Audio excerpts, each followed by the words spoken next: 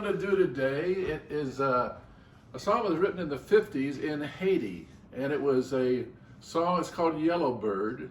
And it referred to the pretty girls of Haiti. And they came out with this song, and over the years it became more popular, sort of a calypso song. And on our instrument today, as you'll notice, I'm also going to bring out the birds so you can hear them sing along with me. So this is Yellowbird.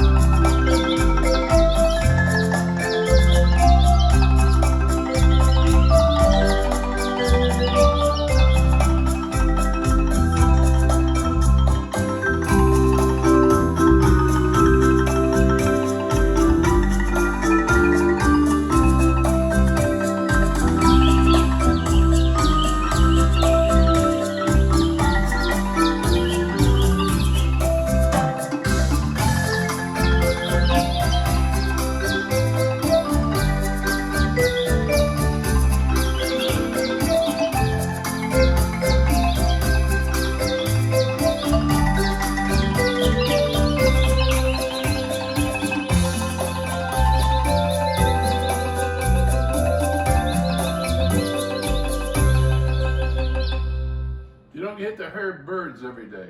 Those are my birds to come out and sing for you. So here we are with our second tasting with Bob and Jane. We are looking forward to this next wine that we're going to drink today. What do we have today?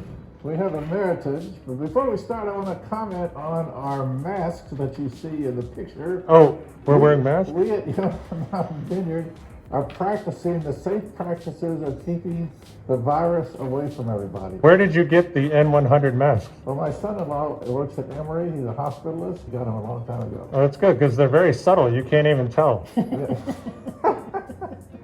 So as Eric said, we're here at our second tasting. We're opening a 2015 Meritage, which is one of our estate wines. We grow these grapes right here at Yonah Mountain Vineyard. And on this particular wine, we have 5 different red grapes. It's one of the wines we're pretty proud of. So we're going to open our 2015 Estate Meritage. And what grapes are in this Meritage? So this has the Bordeaux blend, which you cannot say in America because the grapes are not grown in Bordeaux. So it has the 5 red grapes, and all 5 has Cabernet Sauvignon. Second largest component is Merlot. And then it has the blending grapes of Petit Verdot, Malbec, and Cab Franc. And by having the blend of 5 different varietals, it gives the winemaker a chance to really put together a great tasting wine. So these are our Georgia grapes. Boy, smell that bouquet. Oh, yeah. You like that? Oh yeah, it goes right through the HEPA filter. It smells a little filtered to me. It's 5 years old, which in my world, a 5-year-old red wine is about where you would like to drink a red wine. Some of these wines that are 15, 20, 25 years old scare me to death because you're not always sure how they've been stored. You're not sure where they're going to go bad. And the flavors for American wines, and especially this wine, I think can peak at 4 or 5 or 6 years. So this is a perfect time to be tasting our Meritage. All right, so now we have Jane back without the mask on, and we're still talking about the 2015 Meritage. All right, so some of the things happening in 2015, Dad, do you remember? Well, it was one of our wine club trips. We went to France that year and spent some time in Bordeaux. Nice. And went around and visited very high-end, nice wineries in Bordeaux. The winemakers were slightly snooty because in France, they think they are much better than America. And then when they found out we own a winery and a vineyard and we started talking to them about what we were doing, they became very friendly, very nice. We had some great visits with the winemakers in France. And we tasted some pretty nice wine in France. I've never been a real France wine drinker, but if you get to the real high-end wines, they're pretty special. So it was a good trip. We had a great time. We stayed in Bordeaux for several days, remember, and went out to different vineyards from the city center. So that was a lot of fun. Bordeaux is a walking city. After 11 o'clock in the morning, they don't allow any cars in the town, and it's just beautiful. That was nice. That was And it beautiful. was nice, and the food was very nice. Yeah, We had some food was good great. food. So we're tasting this Meritage. There's many words you can use on this one. One, when you look at it, it's a little thin. It's not a really big, heavy, like a heavy cab. It's a thinner wine, which some people would say is more feminine, more French-like. French-like in its appearance.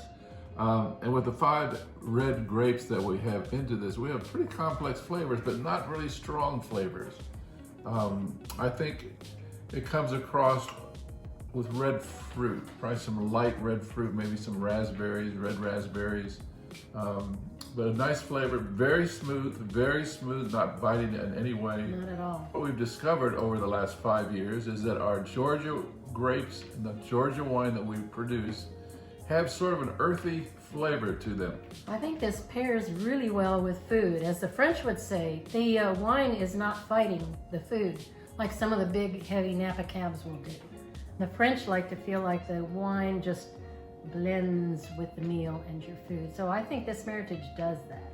Well, this has really opened up very nice. It's I like the way Jane talked about it to pair with food. This is a great pairing with food wine. And it's opened up very well. I'm very happy with our Meritage. Very smooth.